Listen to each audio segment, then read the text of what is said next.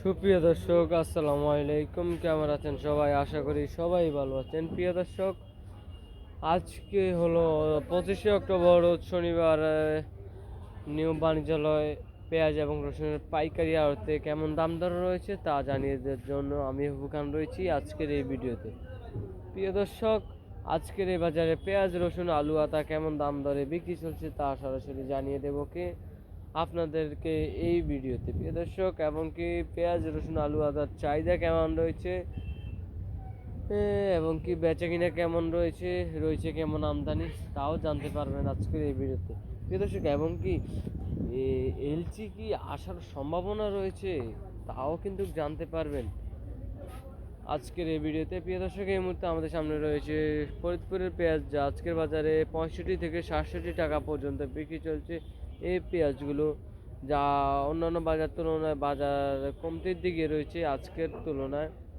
প্রিয় দর্শক, এবং কি অন্যান্য দিন বাড়তির দিকেই থাকে বাজার তুলনায়, কিন্তু এই কিছুদিন যাবৎ আজকের বাজারে কমতির দিকে রয়েছে পেঁয়াজ।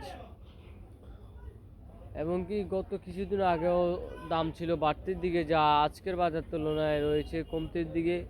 এবং কি প্রিয় দর্শক, দেখতে পাচ্ছেন এদিকে রয়েছে দোকান ভর্তি পেঁয়াজে, যা বেচে কিনা নেই আজকের বাজার তুলনায়।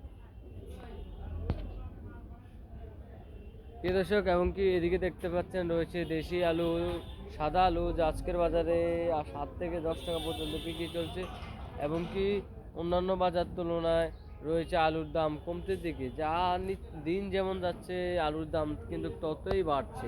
প্রিয় দর্শক, দেখতে পাচ্ছেন আলুর দাম ততই কমছে, দিন যেমন যাচ্ছে আলুর দামও তত কমছে। প্রিয় দর্শক, আলুর আমদানি শেষ করতে পারছে না বলে জানিয়েছেন সরাসরি ব্যবসায়ী। এমনকি প্রিয় দর্শক, এদিকে দেখতে পাচ্ছেন রয়েছে দেশি রসুন, নাটোরের রসুন, যা 50 থেকে 60 টাকা পর্যন্ত বিক্রি চলছে। প্রিয় দর্শক, এই ছিল আজকের সর্বশেষ বাজার তালিকা।